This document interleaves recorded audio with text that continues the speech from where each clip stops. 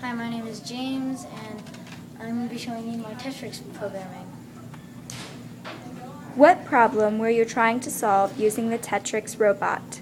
I was trying to solve, so our group was trying to create a grid that was made by 4 squares, which is each square had dimensions of 2 by 2 feet, and then that's it.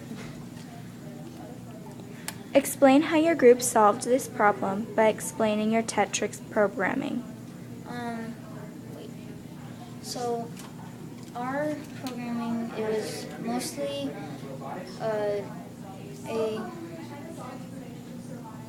it was copy and pasted one by one, and it had multiple parts, so chains.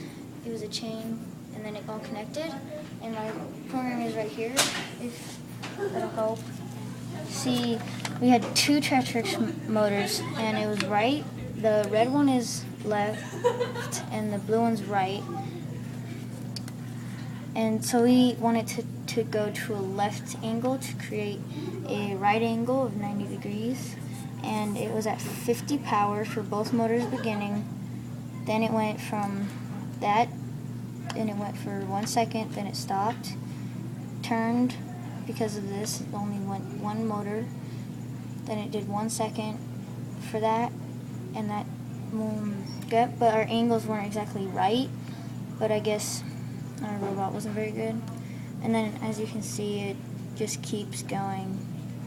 So it's continuous until it's a lot. But so that's my program right there.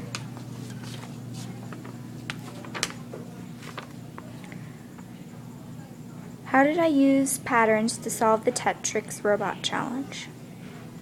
So I used patterns, right? I used patterns so the patterns were, so as you can see, it was like a chain, and the pattern was, so both motors go, then the left motor would go to make an angle of 90 degrees.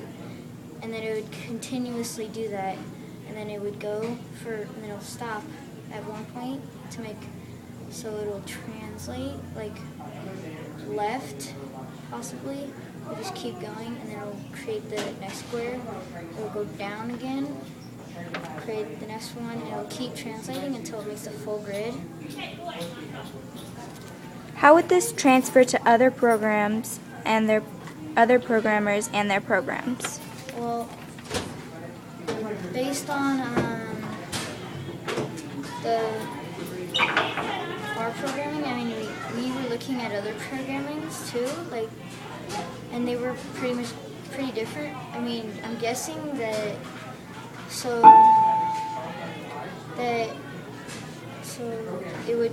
I'm guessing they just used looped it, so they didn't do a chain, they only did it once. And then they looped it 4 times to create a square, square, square, square. And that would create the full grid. How does what we are learning in math about transformations apply to solving this problem? So it relates, as I said earlier, it translates from here to here.